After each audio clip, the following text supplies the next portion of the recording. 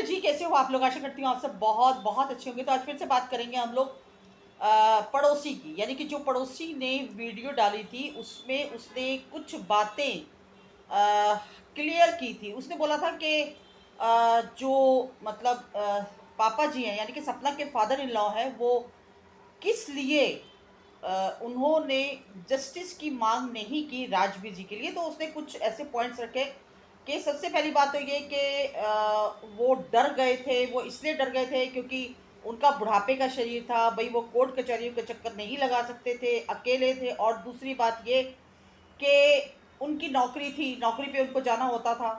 तो ये सब चीज़ें कुल मिलाकर उसने एक्सक्यूजेस मांगे, ठीक है। और बच्चियों का भी डर था, ये बात भी उसने बोली है। और आप लोगों को याद होगा कि जब अलका इस मामले में कूदी थी, यानी कि जस्टिस फॉर राजवीर जी के लिए, तो उसको यही कहा गया था कि हमें धमकियां मिल रही है, इस चीज़ को यहीं पर ही स्टॉप कर दो, हमें नहीं चाहिए कोई सा भी इंसाफ वगैरह, ठीक है। तो उस समय भी ये चीज़ें बोली गई थी। और अब जो ये पड़ोसी ने बात बोली है, तो इससे कहीं न कहीं साफ ज़ाहिर होता है कि ये वाक़ई में कोई एक्सीडेंटल केस नहीं था। एक्सीडेंट से मौत नहीं हुई थी, ठीक है? क्योंकि देखो, बच्चियों की बात बोली है कि बच्चियों का भी डर था, और बात भी सही है, ठीक है? क्योंकि ये मर्डर था, जिसने भी ये मर्डर किया, आपसी रंजिश की वजह से या दुश्मनी की वजह से, वो ऑब्वियसली धमकी देता होगा कि अगर तुम लोगों ने कोई कार्रवाई की तो इन बच्चियों की खैर नहीं। ये चीज़ें बहुत पहले भी उड़ी थी कि बच्चियों की वजह से इस केस को आगे बढ़ने नहीं दिया जा रहा, ठीक है। तो इसका मतलब तो फिर साफ जाहिर होता है ना कि वो एक्सीडेंट तो था ही नहीं, वो तो मर्डर था।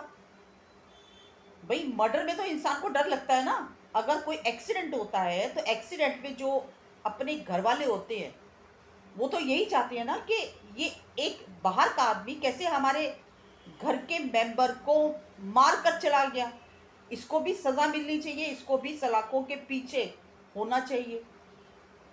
क्योंकि उससे तो हमारा कोई रिश्ता नहीं होता ना, वो तो एक अनजान इंसान है। और कैसे उसने इतनी रैश गाड़ी चलाई कि हमारा अपना जो है वो उस दुनिया को छोड़कर चला गया। तो उसके लिए तो इंसाफ लिया जाता है, उसके लिए तो कोर्ट कचहरी के दरवाजे खटखटाए जाते हैं। उससे तो कोई हमदर्दी नहीं होती, कोई उससे सिंपैथी नहीं होती। और उस केस में तो इतना गुस्सा होता है, इतना गुस्सा होता है दिमाग के अंदर कि वहां पर ये नौकरी का सवाल नहीं होता, वहां पर ये नहीं होता कि चलो मैं कोर्ट कचहरी। अरे भाई, रिश्तेदार भी तो बहुत हैं, बहुत हैं तुम्हारे रिश्तेदार। अब ये जो मामा जी हैं, जैसे गाड़ी के पार्ट्स जो है वो मामा जी के पास रखे हुए हैं, मामा जी ने बहुत कुछ किया है। तो ये कोर्ट कचहरी में जाना, हाजिरी लगाना, ये कोई बड़ी बात नहीं है। लेकिन इंसान के अंदर इतना रोष होता है, इतना गुस्सा होता है एक्सीडेंट के अंदर कि नहीं भैया, वो भी सलाखों के पीछे होना चाहिए, तभी हमारे बेटे की आत्मा को शांति मिलेगी। लेकिन इन्होंने ऐसा कुछ भी नहीं किया, कुछ भी नहीं किया। और बहाना ये लगा दिया है कि नौकरी पे जाना है, बड़े बुजुर्ग हैं, कैसे धक्के खाएंगे कोर्ट कचहरी के। ये कोई एक्सक्यूज नहीं होता, ठीक है। हाँ, जहाँ तक बच्चियों का जो चीज़ बोली है ना, उसी के एक क्लू से पता चलता है कि ये चीज़ मर्डर था। क्योंकि उसने, मारने वाले ने ये धमकी दी होगी कि अगर मेरे खिलाफ कोई भी कार्रवाई की तो इन बच्चियों की खैर नहीं, ठीक है। और मुझे लगता है कि सपना भी इसी वजह से ही हटी है। जो सपना ने भी बाद में एक्शन लिया था ना जाने का वहाँ पर, एक तो वहाँ पर पैसे खिला दिए गए, ठीक है। और हो सकता है कि उसको भी धमकी भरी कोई कॉल आई हो कि अगर तू आगे बढ़ी तो तेरी बच्चियों की खैर नहीं। तभी उसने देखा, एकदम से हाथ अपने पीछे कर लिए, उसने मना कर दिया कि नहीं, मुझे नहीं चाहिए कोई भी इंसाफ, मैं हार गई, मैं टूट गई। और एक बात मुझे और भी याद आ रही है कि इन लोगों ने उस समय कहा था कि हम तो एफआईआर होने देना चाहते थे, लेकिन सपना की मदर ने मना कर दिया था कि एफआईआर नहीं होनी चाहिए। तो ये बात बात पे ना आप लोग स्टेटमेंट्स जो हो वो अपनी चेंज कर रहे हो, आपकी कोई एक स्टेटमेंट नहीं है। और ये पापा जी को तुमसे करवाने की क्या जरूरत थी भाई? सोशल मीडिया है ना उनके पास, उनकी बेटी के जरिए। तो वो तो खुद भी आके सोशल मीडिया पर बल्कि अच्छी तरह डिटेल के अंदर ये चीज़ें बोल सकते हैं, बता सकते हैं कि भी ऐसी ऐसी बात थी, हम लोगों ने ऐसे, इस वजह से हमने आगे कार्रवाई नहीं की। और मैंने इसके ऊपर वीडियो बनाई थी, और वीडियो बना के मैंने स्पेशली पापा जी से पूछा था कि पापा जी कम से कम बताओ तो सही आप कि आप क्यों नहीं राजवीर जी के को इंसाफ दिलाना चाहते।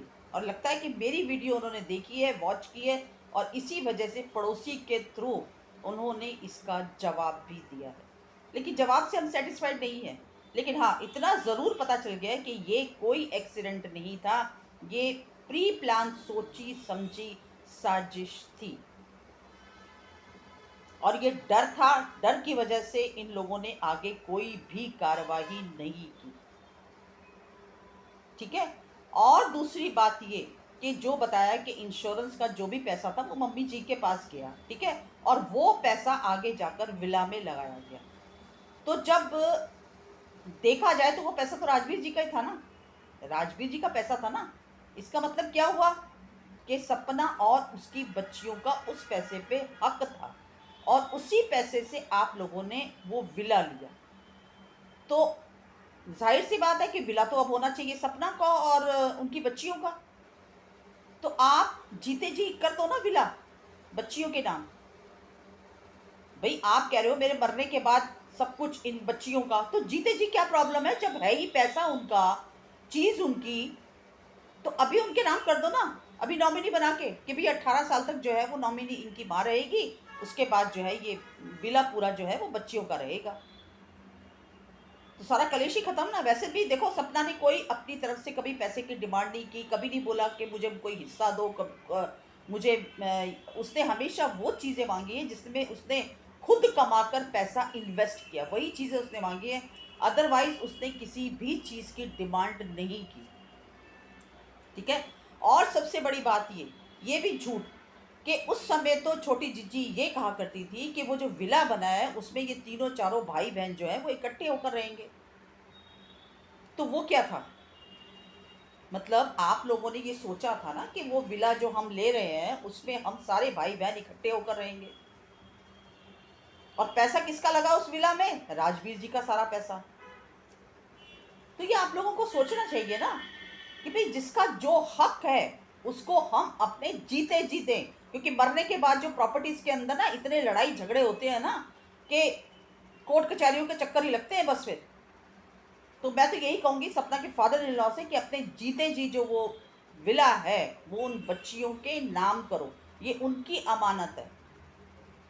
ठीक है। और दूसरी बात ये कि जो भी अब देखते हैं आगे जाके जो अलका लगी हुई है उसमें ये लोग कितना सहयोग करते हैं। ठीक है, क्योंकि पड़ोसी ने तो आके बड़े डंके की चोट पे सारी बातें बताई हैं। अब इन बातों में कितनी सच्चाई है, क्योंकि स्टेटमेंट तो ये लोग बदलते हैं, ये बात तो सच है। कोई भी इसमें सच्चाई मुझे नज़र नहीं आती कि जो बात बोली है ये बिल्कुल सच है, नहीं।